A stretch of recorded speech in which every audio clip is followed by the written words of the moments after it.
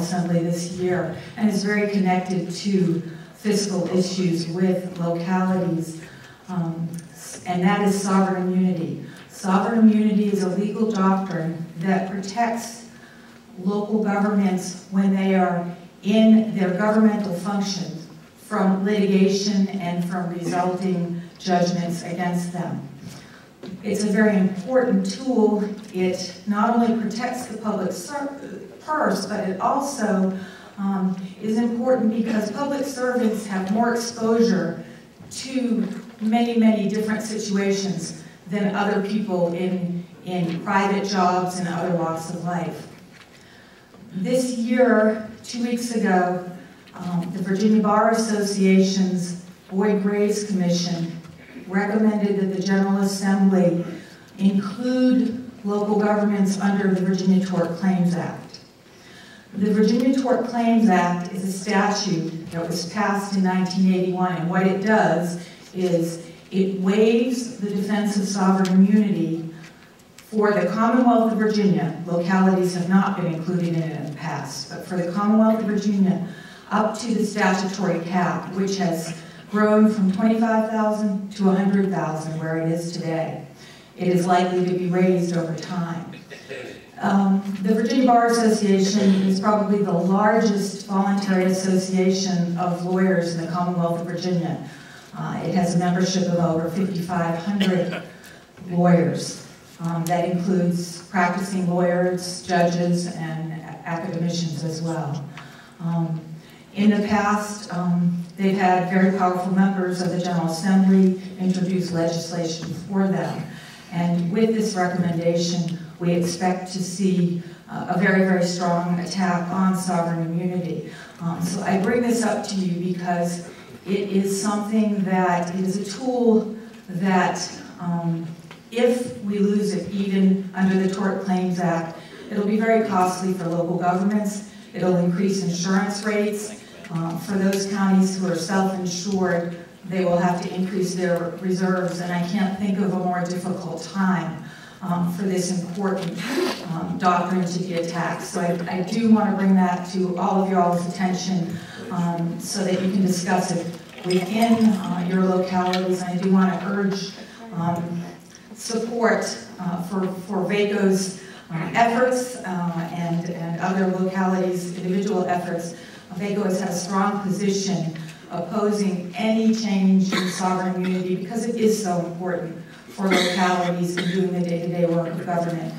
So we will be there in the General Assembly opposing any change, and we do appreciate your support in this matter. This concludes my report, Mr. President. Thank you.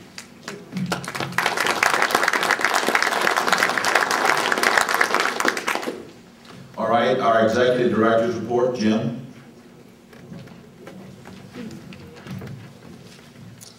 Thank you, Mr. President. It's a pleasure to be here again this year to report to you the activities of the association.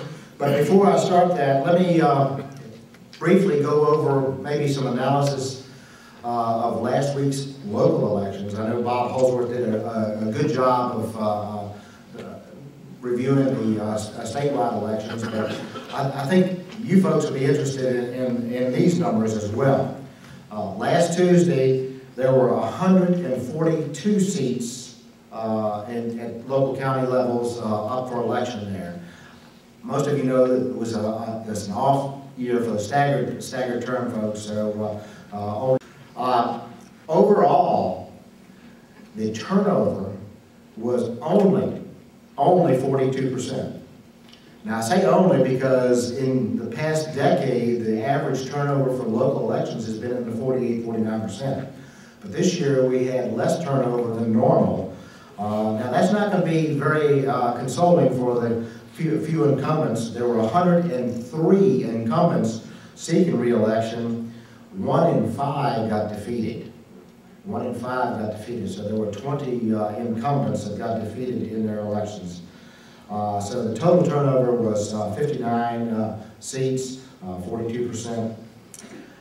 Here's the numbers that we try to point out to the legislature, because the legislature has consistently considered VACo and VML for that matter, Democrat organizations.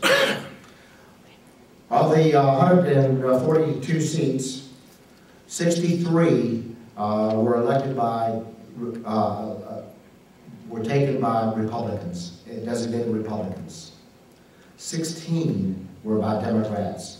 And of course, 73, many of you run as independents, were done, 73 seats were taken by independents. And you might have some leanings one way or another, but to me, you know, I think this diffuses the argument that we are a Democrat organization. I think we are certainly a very independent thinking organization, and we'd like to take that argument away from the General Assembly in the future there.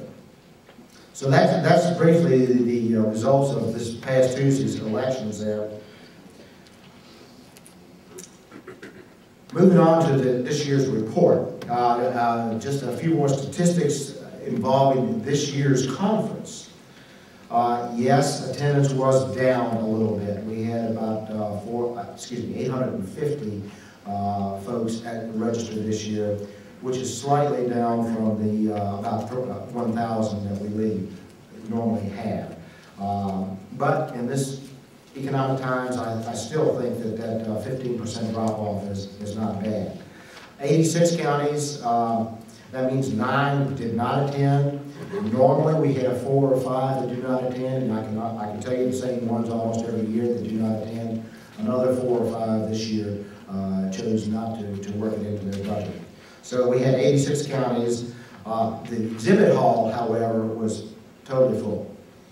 120 exhibits, and we were very, very pleased with that support. So the lower attendance, however, did have a side effect that was beneficial. You know, we have a lot of rooms here at the homestead, 550, and sometimes we can't get everybody into it. So we usually have to put 100 to 150 people out in the B&Bs and the motels. This year, nearly everybody who wanted to get into the homestead got into the homestead. So, you know, there was a side benefit there. This year we have had a very good year, and it has not been done alone. You have a terrific staff that works for your association. Carol Cameron and Larry Land certainly had a major role in putting this conference together. The rest of the legislative staff and support staff have always been there, and they're a great team to work with. And normally I'll stand up here and introduce them, but you folks know them. So, in addition, this year's president has been extremely good to work with. You know, fortunately, he stayed on the road a lot.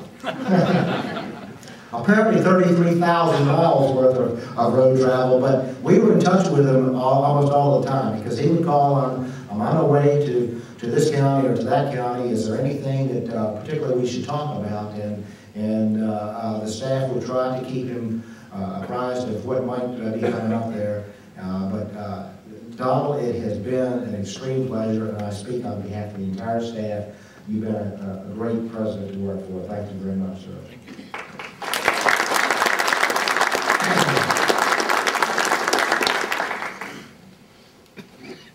We had, as you heard from Mike Edwards earlier today, we had moderate success at the legislature this year. Fortunately, the federal government came through with some Recovery Act dollars that helped us balance our budget. And now, as you saw from earlier,